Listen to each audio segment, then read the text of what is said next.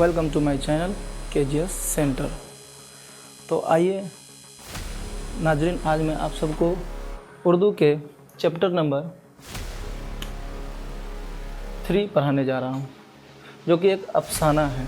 ठीक है, तो उर्दू का मैं आपको चैप्टर नंबर 3 उर्दू किताब दरख्शा के चैप्टर नंबर 3 आपको पढ़ाने जा रहा हूं, जो एक अफसाना है, मुख्तसर अफसाना है।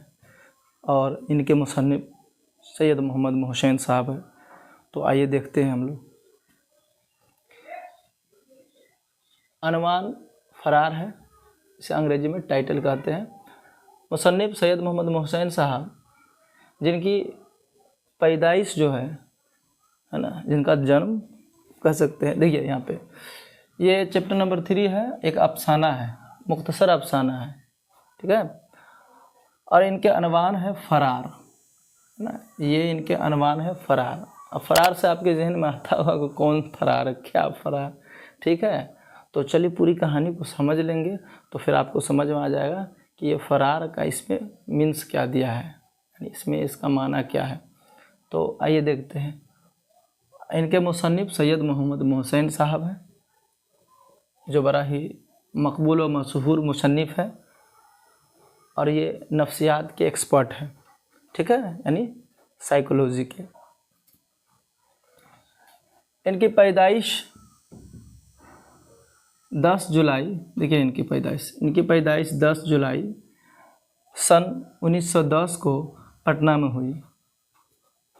पटना सिटी जो बिहार की राजधानी है, वहीं इनकी जो है 10 जुलाई 1910 में पैदाइश हुई। इनके वालिद मोहम्मद रशीद साहब हैं। इनकी तालीम के बारे में हम लोग जान लेते हैं। इनकी तालीम जो है, इन्होंने सन 1926 में मैट्रिक किए। 1928 में IA के एग्ज़ाम को पास किया, यानी इंटरमीडिएट के एग्ज़ाम इन्होंने पास किया। उसके बाद 1931 में इन्होंने नफ्सियात में ऑनर्स किया, यानी BA जो किया, ग्रेजुएशन इन्होंने किया, वो 1900 देख सकते हैं 1931 में इन्होंने BA किया। लेकिन इनके पेपर कौन थे? Honours paper. ठीक है ना, नफ्सियात था। और नफ्सियात के आर्जी तौर पे लेक्चर, पढ़ाई मुकम्मल होने के बाद, है ना, तो सन 1934 में इन्होंने MA किया, और MA में इन्होंने फर्स्ट क्लास से जो है पास किया, जिसके लिए इन्हें गोल्ड मेडल भी मिला। ठीक है ना, इन्होंने MA के एग्ज़ाम दिया और वह नफ्सियात में MA किए। इनकी मौजू क्या थी? नफ्सियात, है ना। नफ्सियात में उन्होंने MA किया और उसमें फर्स्ट क्लास आया, यानी फर्स्ट डिवीज़न आया, और उसमें उनको क्या मिला? गोल्ड मेडल मिला। ठीक है ना, इनाम के तौर पे। तो ये तो MA तक इनकी पढ़ाई के बारे में हम लोग जान गए।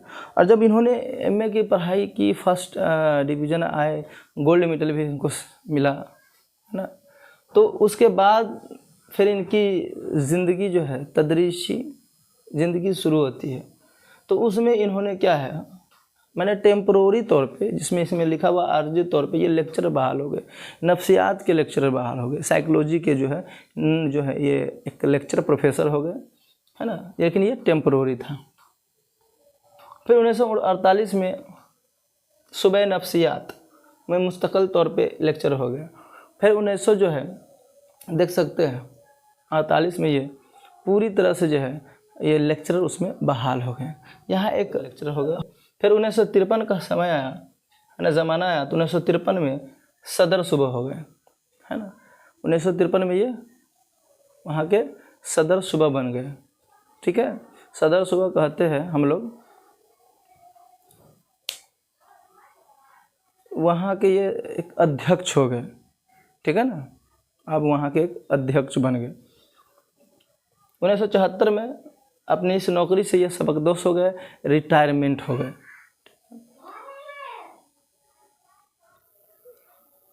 1973 में ये हज अदा किया, हज का फ़रीज़ा अदा किया, यानी ये और इनके अहलिया दोनों के दोनों चले गए, हज करने चले गए, और वहाँ से हज करके वापस आए हिंदुस्तान फिर से। ठीक है, हाँ। इनके 3 बेटे और 4 बेटियाँ थीं। कितने? इनके 3 बेटे थे और 4 बेटियाँ थीं। और इनको एक मर्ज हुआ जिसमें इलाज चली, लेकिन उसी इलाज के दौरान इसकी सन 2002 में इसका दिल्ली में इंतकाल हो गया।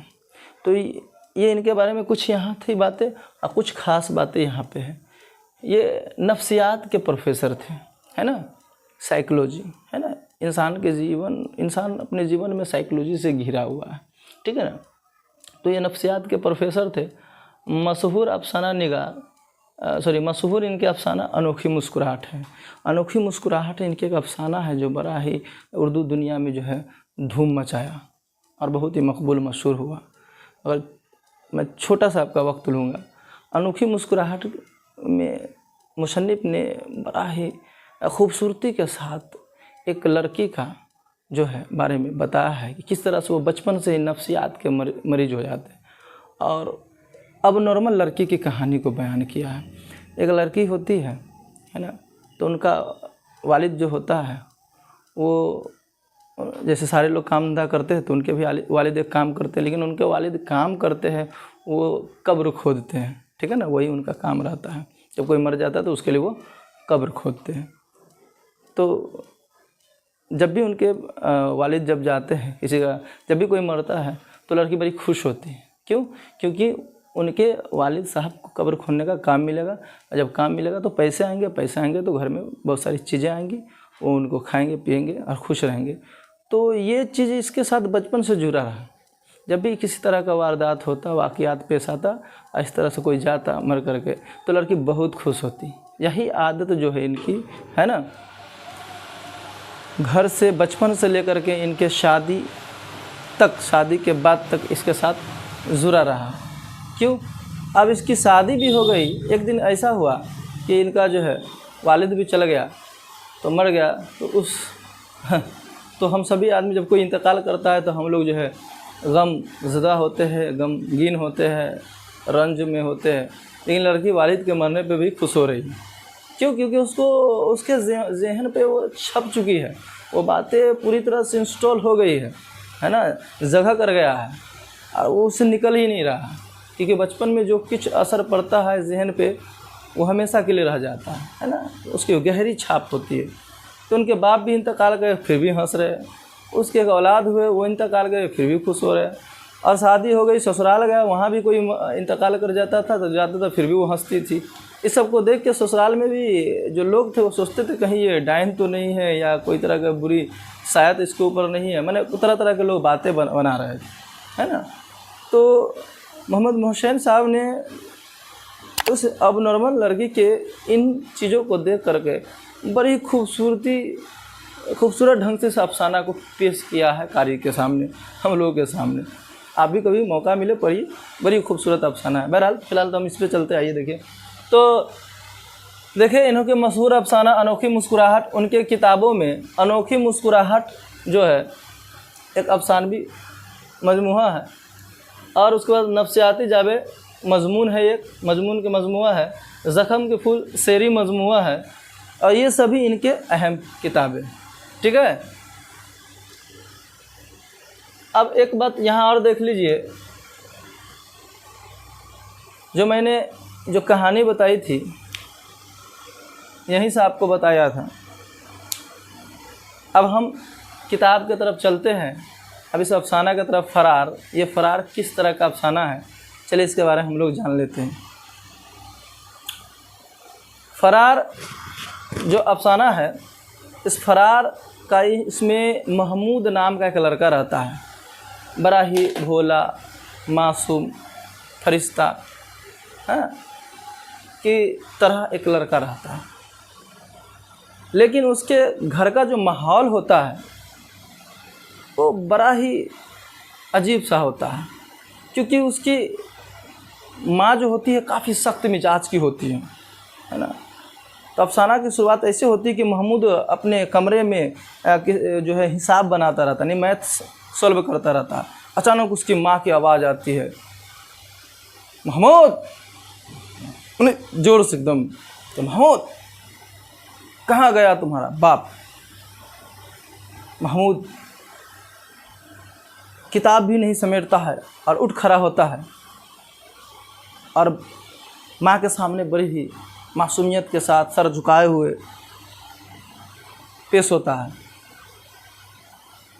यही उसका हथियार था, महमूद का यही हथियार, क्योंकि उसके साथ लगा ये हमेशा होता रहता है। तो वो अपनी माँ की गुस्सा से बचने के लिए वो एकदम शांत हो जाता था, सर को झुका लेता था। इस वजह से उसकी माँ उसको तो कुछ नहीं कहता था और इस तरह से वो अपने आप को बचा लेता। यही उसका एक हथियार था माँ से बचने का। तो वहाँ पर कहते कहाँ है तुम्हारा बाप, बुला के ला उसको। तो जाता है, बगल ही में एक उसका पड़ोसी होता है, वकील रहता है, उसी के घर गया रहता है। तो वहीं पर जाता है महमूद और कहता है कि अम्मी आपको बुला रही है, से चलिए बड़ी गुस्सा में है। तो बाप भी कहता है ऐसा ही है बेजा में, गुस्सा में है तो हुआ करे, हम कोई डरते हैं क्या, वैसे सुनो तुम चलो हम आते हैं, ठीक है ना। यानी उनके बाप भी उससे बहुत डरता रहता है, उसकी माँ की सख्त मिजाज से उसका बाप भी बहुत डरता है। उसके बाद क्या करता है, बुला के लेके आता है। तो वो उसके अबू आते हैं, उसकी माँ गरज रही है, कहाँ चले गए थे, मुझे पता है कि तुम फिर मुँह वकील के यहाँ गए थे। मैंने उसको गाली दे रहा है ना, वकील को गाली, तो उसके घर पे क्यों गया था, हमको सब पता है कि उसकी जो है बीवी है वो तुम पे डोरा डाल रहा है। मतलब इस तरह से करा है कि तुम्हारा उसके साथ जो इस तरह की बातें हैं, समझ रहे हैं ना। तो इस तरह से वो बोल रहा है, कहा भैया काहे इतना बक रही है, हाँ हम तो बक ही रहे हैं, हम ही बुरे हैं, आप तो मैं तुम्हारे घर में थोड़ा भी एक पल भी नहीं रुक सकता और मैं अब जा रहा हूँ। इस तरह से बड़ी दोनों में किचपिच होता रहता है ना। महमूद का बाप भी हार मानता है ना, कि भाई तुम ही जीते, तुम अब बात बंद करो, से चीखो नहीं, चूँकि पड़ोस में लोग हैं सुनेंगे तो क्या कहेंगे। तो इस बात को सुनकर और चीखने लगती है ना। उसकी मोटा फरवा सा शरीर है, एकदम गुस्से से चेहरा लाल है और ऐसा लग रहा है कि जैसे कंद हवा में, यानी तेज़ हवा में बरगद का पेड़ हिल रहा है। इस तरह से वो अपनी बॉडी को बनाए और उसकी एक्टिविटीज इस तरह से होती है महमूद की माँ। बहरहाल कुछ समय के बाद जब महमूद 10 साल का होता है तो उसके यतीम हो जाता है, बाप चला जाता है, गुजर जाता है। फिर कुछ दिन के बाद उसके माँ भी गुजर जाता है और इस तरह से महमूद यतीम हो जाता है।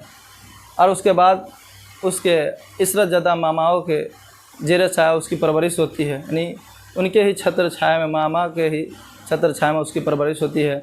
मामा के यहाँ जाता है तो वहाँ भी वो घर में तो नहीं रहता, लेकिन यूनिवर्सिटी के हॉस्टल में जा कर के वो उसका एडमिशन होता है, वहीं वो पढ़ता है ना। और वो महमूद वहाँ उसके जहन पे इतना माँ बाप का वो जो सामने जो दृश्य आता है तो उसकी वजह से बहुत परेशान रहता है ना। इसलिए वो तन्हाई पसंद इंसान बन जाता है, हमेशा तन्हा रहना पसंद करता है। और यही इसको कुछ फ़ायदा भी मिलता है कि वह यूनिवर्सिटी में रहता है तो सिर्फ अपने पढ़ाई पे ध्यान देता है, और बच्चों की तरह कि और बच्चे हैं खेल रहे हैं, सैर सपाटा कर रहे हैं, घूम रहे हैं, लेकिन महमूद सिर्फ अपने पढ़ाई पे फोकस करता है और पढ़ाई में सबसे अव्वल रहता है, हमेशा अपनी यूनिवर्सिटी में सबसे अव्वल बना रहता है। और हर वर्ष वो अपने क्लास में फर्स्ट आता है, यानी सबसे टॉपर आता है। इसी तरह चलता रहता है। उसी का एक दोस्त है कमाल जादू बयानी। एक रोज़ कमाल जादू बयानी जो है उसको जो है कुछ शरारत उसके साथ करता है, तो कुछ बातें बोलता है, तो उसके भी अंदर गुदगुदी सी होती है। तभी एक और उनका दोस्त आता है अजीम, तो महमूद से कहता है क्या यार महमूद, तुम जो है ना कल देखा क्लास में किस तरह से जो है खालदा तुमको देख रहा है, तुम्हारे सीने में तो दिल ही नहीं लकड़ी का टुकड़ा है। कहा छोड़ यार, अबे क्या बात बोल रहे हो, सब बात क्या बोलते हो, हाँ यार तुम डर गए, तुम डरते हो है ना, तुम्हारे अंदर तो बात ही नहीं।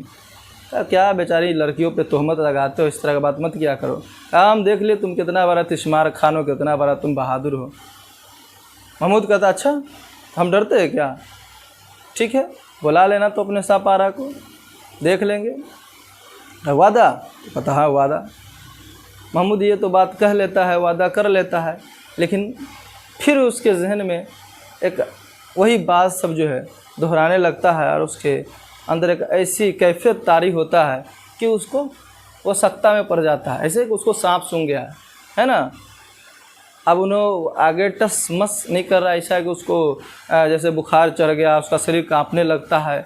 उस बात को सोच के कैसे वो लड़की से वो बात करेगा, कैसे वहाँ जाएगा, ठीक है ना, क्योंकि उसका दोस्त कहा रहता है उससे कि तुम चले आना है ना, नुमाइश चला आना, फिर वहाँ से रेस्तरां में खाना के लिए हम लोग जाएंगे। तो ये तो वादा कर लेता है, लेकिन फिर जब बात उनके जहन पे वो औरतें वाली बातें आती है तो फिर उनको जो है बुखार चढ़ने लगता है, शरीर में ऐसी कैफियत तारी होती है, शरीर कांपने लगता है।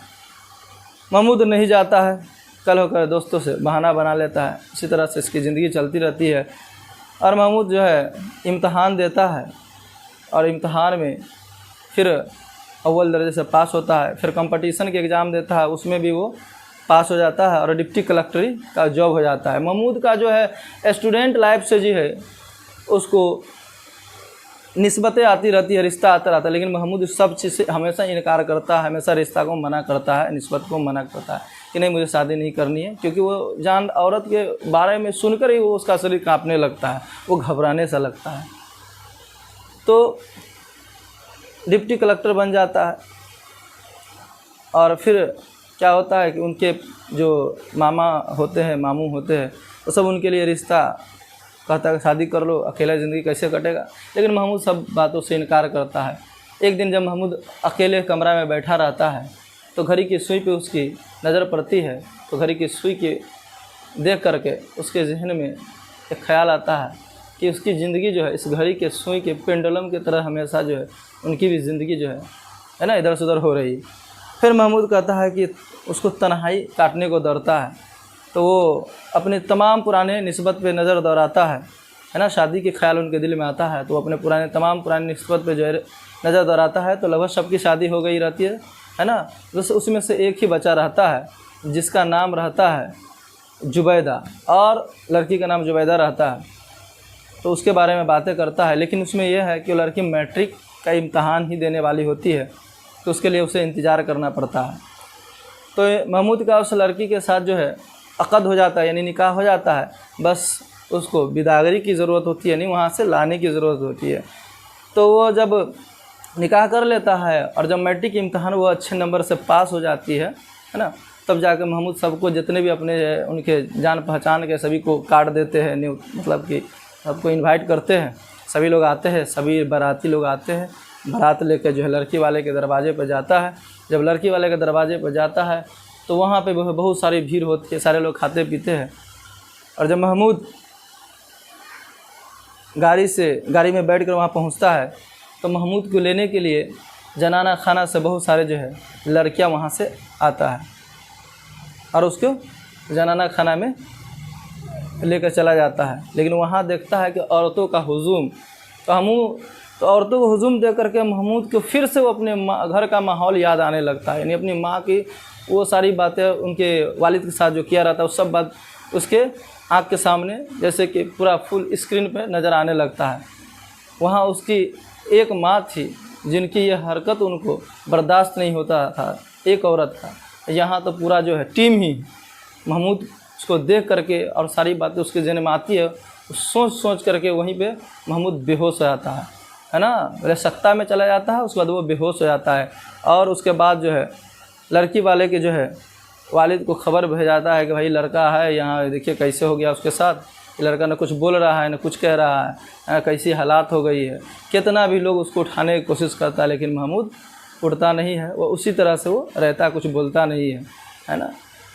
कहने का ये मतलब है कि महमूद के घर के अंदर बचपन से जो माहौल बना रहता है वो बचपन में ही उसके जहन पे घर कर जाता है, और जिसकी वजह से आज तक महमूद जो है उससे उभरा नहीं है, बरी नहीं हुआ है, और वही बात के लेकर आज तक लोग वो परेशान है और नफ्सियाती मरीज बन चुका है। अभी तक उसे महमूद का हालात ये ऐसा हो चुका है कि उसे औरत जात के नाम से ही उसको कपकपी होने लगती है, घबराहट, डर सा है ना उसके जहन में बैठ गया हुआ है, तो उसे घबराहट होने लगता है, डर सा होने लगता है। इसलिए कहते हैं कि जो भी बच्चा होता है कोरा कागज़ होता है। बचपन से ही घर का माहौल को हम लोगों को है ना बढ़िया बना कर रखना चाहिए। बच्चे को अच्छी बातें बताना चाहिए, बच्चों के सामने झगड़ा नहीं करना चाहिए, है ना। उसे अच्छी कहानी सुनाना चाहिए, बहादुरों की कहानी, वीरों की कहानी सुनाना चाहिए, और घर में अच्छे एनवायरनमेंट क्रिएट करना चाहिए। तो इस अफसाना से हम लोग को यही सीख मिला कि हम अपने घर में जो भी हमारे बच्चे हैं तो वहाँ घर के माहौल में हम लोग घर का माहौल को बेहतर बना कर रखें, ताकि हमारे जो छोटे बच्चे हैं उनके ऊपर जो अच्छे प्रभाव पड़े, अच्छे असर पड़े, ना कि बुरा असर पड़े, वरना उसका भी हालत महमूद के जैसा हो जाए। आज के लिए बस इतना ही। उम्मीद करता हूँ कि मैंने जो कुछ भी बयान किया है आपको समझ में आ गया हो। तो अगर आपको हमारी ये वीडियो अच्छी लगी हो तो मेहरबानी करके हमारे इस चैनल को सब्सक्राइब कर दीजिएगा, ज़्यादा से ज़्यादा अपने दोस्तों के पास शेयर कर दीजिएगा, लाइक कर दीजिएगा, कमेंट कर दीजिएगा। बस आज इतना ही। खुदा हाफिज़। अल्लाह आप सबको खुश रखे।